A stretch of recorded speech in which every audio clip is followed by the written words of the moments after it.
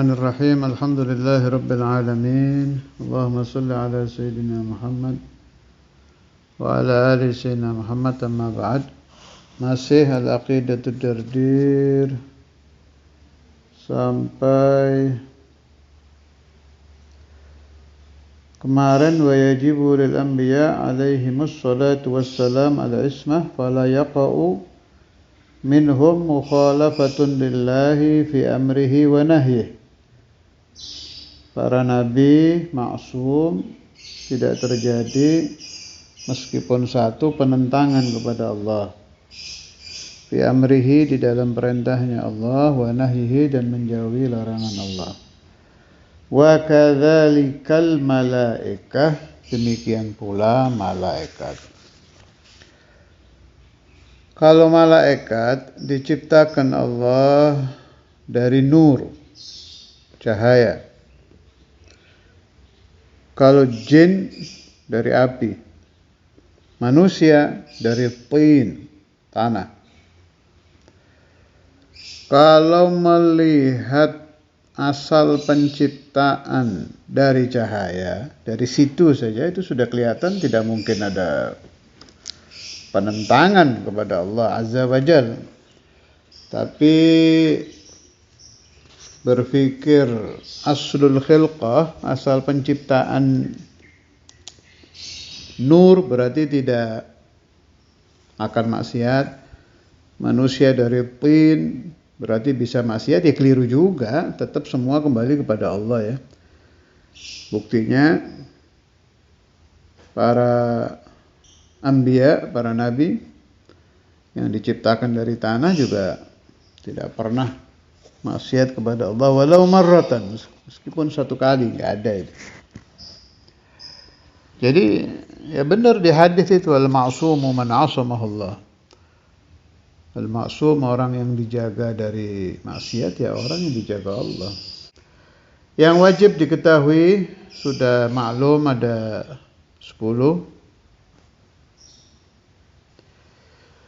Wal malakul ladzi bila abin wa la akla la syurba wa la nauma lahum tafsilu 10 minhum Jibrilu Mikail, Israfil wa Izrailu, Munkar Nakirun wa Raqibun wa kadza, Atidun Malikun wa Ridwan Uhtada. Itu kalau di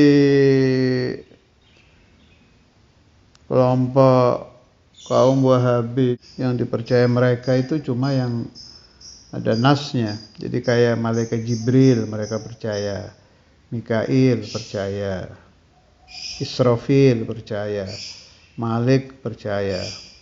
Nah, tapi kayak malaikat Israel, malaikat Ridwan, mereka percaya. Dan malakul maut, malaikat kematian percaya, tapi tidak percaya nama malaikat kematian itu Israel. Mereka percaya bahwa di surga ada penjaganya, tapi tidak percaya namanya Ridwan. Terserahlah. Kita ikuti mayoritas ulama yang sudah kita ambil ilmunya, Ahlus Sunnah wal Jamaah, Asy'ariyah, Maturidiyah, bahwa memang nama malaikat penjaga surga itu malaikat Ridwan. Pencabut nyawa itu malaikat Israel. Titik sudah. Jadi kita tetap tiga dan jaziman, dengan mantap kita percaya bahwa malaikat Jibril, Mikail, Israfil, Izrail, Munkar, Nakir, Raqib, Atid, Ridwan, Malik, itu ya di situ. Ya memang itu malaikat 10 yang kita imani. Jangan goyang kalau dengar di YouTube apa. Tanyakan kepada ulama Ahlus Sunnah wal Jamaah, Asy'ariyah, Maturidiyah di sekeliling Anda. Tanyakan rujukannya, tanyakan marji'nya, selesai, jangan gampang terpengaruh. Saya pribadi, pemahaman saya di dalam tauhid, di dalam tasawuf, di dalam fikih itu terambil dari 3 sumber. Jelas yang paling saya ikuti makmuman lillahi ta'ala ya ayah saya sendiri, serta masyayikh Darul Hadis pada zaman saya mondok. Kedua dari Syekhuna Abu Yahya dan masyayikh yang di sekitar beliau. Ketiga dari Syekhan Kiai Ahmad Kiai Hasani dan para asatid yang di sekeliling kedua beliau itu.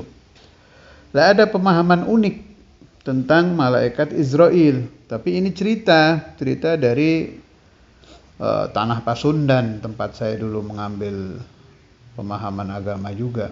Saya percaya. Anda yang mendengar cerita ini percaya tidak percaya terserah aja, namanya juga cerita.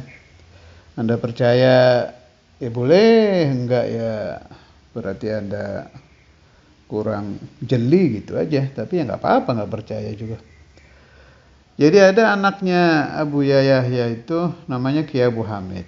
Beliau bukan guru saya.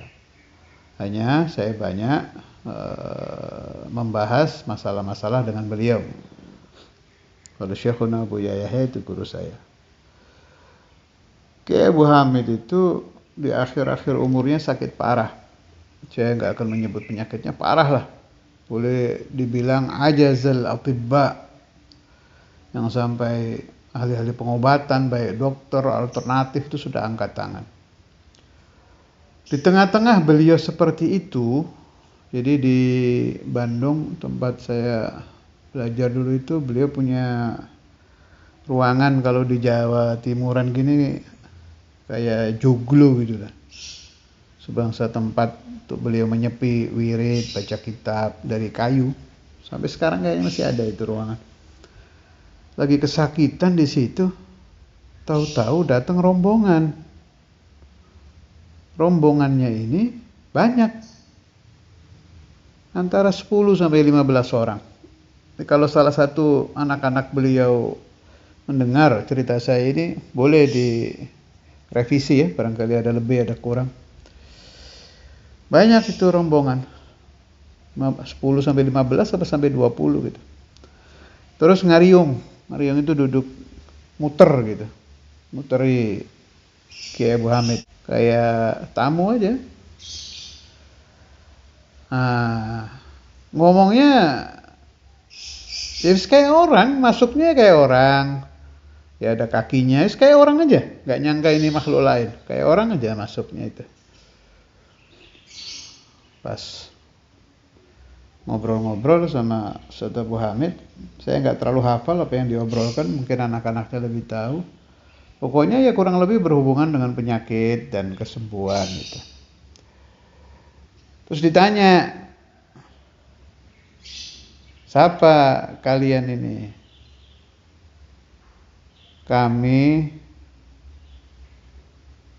malaikat Israel gitu. Yang jawab satu. Kaget Ustaz Abu Hamid. Kaget, terus orang-orang itu pergi, udah selesai ceritanya. Cuma kalau kata orang Jawa Timur itu ketenggengen gitu. Apa ini?